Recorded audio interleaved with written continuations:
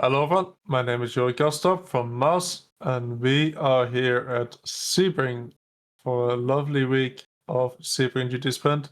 We're in the fort. I think there's kind of only one car to choose this week if you want to have the fastest car and the easiest car. You could take the Merc maybe, but the car's fast, easy to drive, and fun to drive, so I would recommend trying this car. And there's a couple tricks around this track, so the fort makes it easier too. We'll get into that in the lap guide, so let's not waste any time and see how we get around. Alright, here we are about to start our lap for Sebring and the fort. And as usual, we're on race fuel. Careful with the bumps.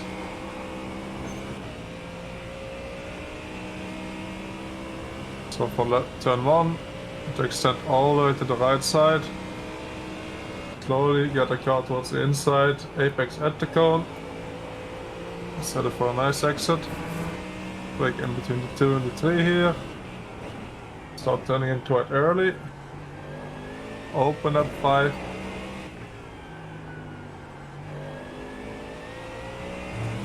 Go a bit over the curb, turn the exit even.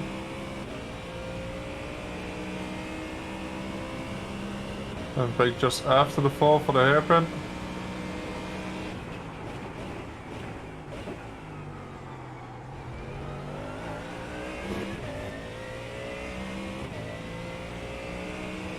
Extend a bit on the left side at the exit too, especially with the fort. So before the 3 here. Got across the point here at the apex with this car. So before the 2. Don't brake too hard. Use a bit of the curb there with some cars, like the Ford and some other cars you should avoid the exit curb. Just after the 3 here, keep the speed up. And now we go over the curb to extend to the left side. Try to get a good exit on the back side. And we'll have a closer look how to go over the curb on the outside cam, because there's a bit of a trick to it. The outside, brake at the Ferris cone. Try to keep your speed up.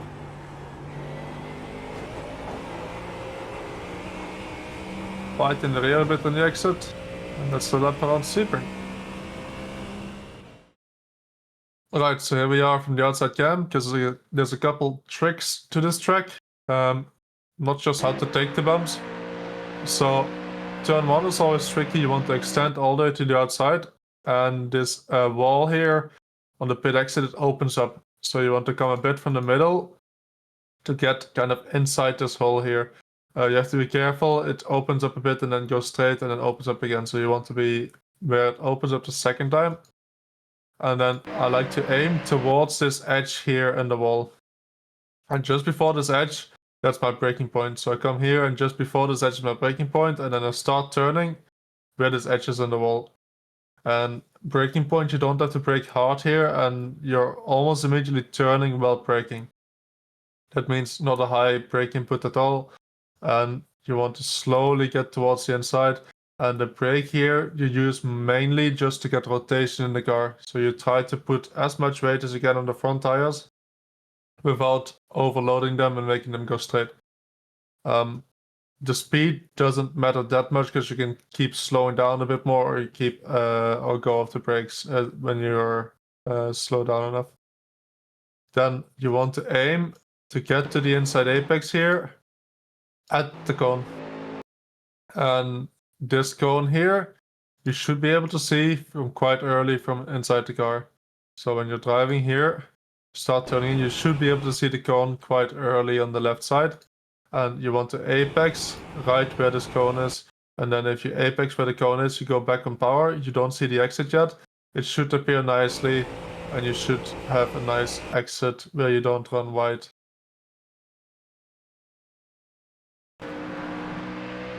Then for turn 2, of course, you want to make sure that you're braking in a straight line. on the right side here. So if you want, you can also extend a bit more towards the middle here. You've got grip left to do that. Most important thing is that you're braking when the car's exactly in a straight line and not loaded anymore, and you're not turning anymore. Then I'm braking right between the 2 and the 3, close to the 3 if you look at the outside cam. And what you want to do here is you want to turn in very, very early compared to what you're normally used to in the corner. That's because there's no straight after the corner, so we can brake quite late and hold the brakes quite long, just braking towards the inside. And then you want to follow the curb from where it tightens up the second time to where it tightens up the third time. So you want to cut to the inside and then follow this curb here. And you want to have the right side tires hop over the curb on the right, just like so. Don't do it too much, we'll get an off track, because we want to open up turn 5 as much as we can. So you want to brake towards the outside here and try to open it up as much as you can for a good exit. And then you want to aim that you get towards the inside curb right after where it tightens up, which is the opposite of where you see the markers on the curb. You don't want to be here yet on the inside, because you'll have a really, really bad exit.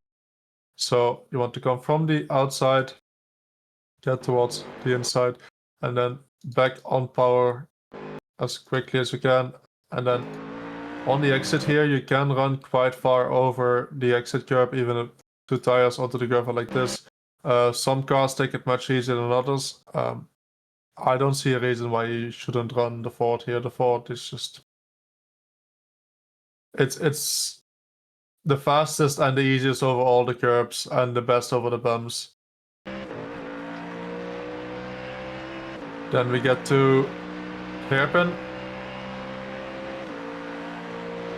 Hairpin again, brake in a straight line just after the 4 cones.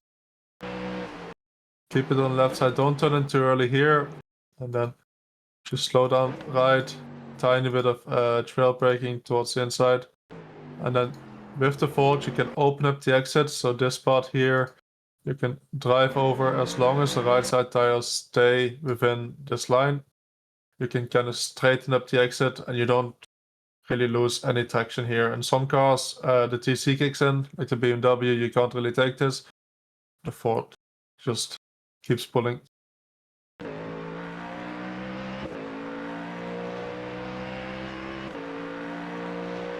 Then we get to very tricky double right-handers.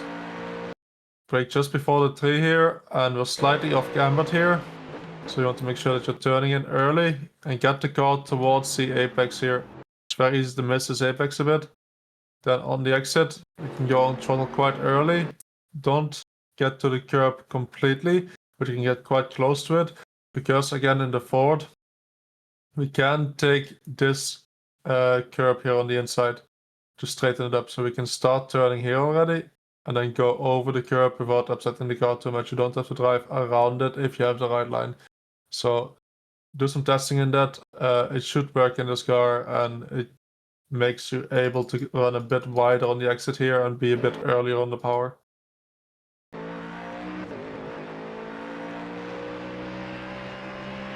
Then, as you can see, we're not all the way on the inside here because we want to straighten up the braking as much as we can, or at least a little bit for the next right-hander. You can also come all the way from the outside here and brake exactly in the straight line. It's also a line people use if you struggle. I like to come from the middle and then brake between the 3 and the 2 again. Don't brake too hard because we're turning in early and never really going exactly straight. And then try to hit the apex here on the inside. Very easy to run a bit wide. And the exit curb here, again in the Ford, you can run over it. In some other cars, you might want to avoid running on the deepest part because it's a big 3D curb and you lose a bit of traction when you run over it like this. You can see the outside wheel bumping up and down quite a lot.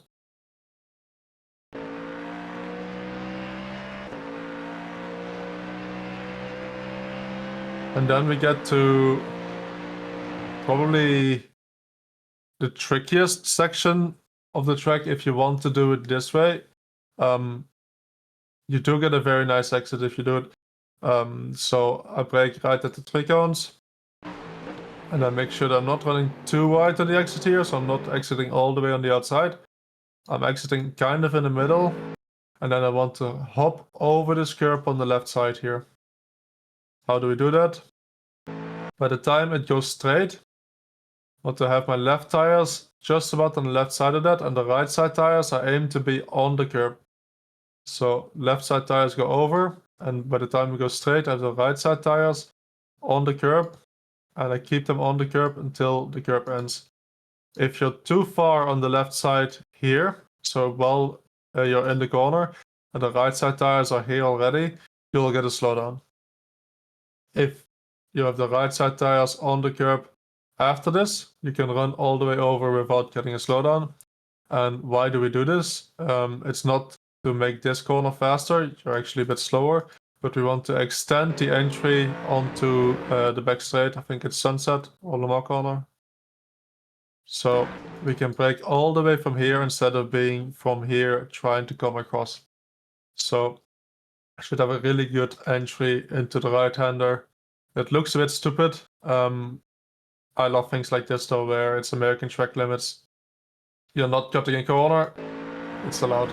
And then brake towards the inside, and as you can see, we can be on power with a lot of speed very, very early here, and have an amazing run onto the back straight.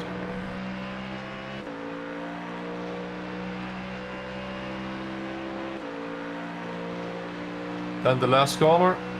There's two ways you can take this. I would say there's a qualifying way and there's the race way. In qualifying, because we don't care about the exit too much, you can go all the way on the inside here and basically brake in a straight line towards the inside apex, get a turn there and be back on power. For the race, what I do is keep the car on the left side, turn a bit on the power. It's important that we do it on the power. Then I straighten up the wheel again, start braking. When I've straightened up the wheel, that way we can brake harder because we're braking in a straight line. And then brake towards the outside, open up the entry. So if you do the qualifying line, you would brake in a straight line straight towards us here. We're opening up the entry, getting towards the apex here, and then back on the power early. You can see car struggling a bit on the exit over the bumps. But this way, we get here maybe a couple hundred slower, but we have a lot more speed running across the line, and we should take that into turn one. So let's have a look on Delta. How does it look like? So as you can see, we're coming in here, and I'm turning a bit before I start braking, and then when I start braking, I'm turning less again. So we're going from 8% turning on the power. Then when I'm braking, I try to hold the wheel as straight as possible, and we go towards the outside of the track, and then slowly reducing the brake again, and we're slowly putting some more turning in until the trail braking towards the apex, and we start properly turning. So we can't combine the braking. If you're braking and turning too much here, you'll probably overload the fronts or lose the rear into the entry. Then towards the apex, and because we take this outside line here, we come from the outside, we can go on the power very, very early, which is what you wouldn't be able to do if you're coming straight from the inside and you kind of brake parallel to this line.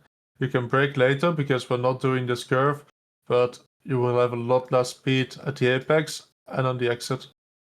And then from the exit, should be able to keep it flat out, run close to the wall, and finish your lap. And that's the lap around Sebring. Alright, so there we go, another lap guide done.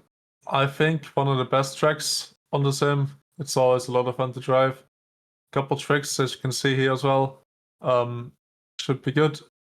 Should be some overtaking possible as well. So, time to learn, good qualifying, good racing. It's a lot of fun. If you have time, I would recommend doing this week. If you're doing it, good luck. And if you want to see more videos like this, make sure to subscribe to the channel. And I'll see everyone next week.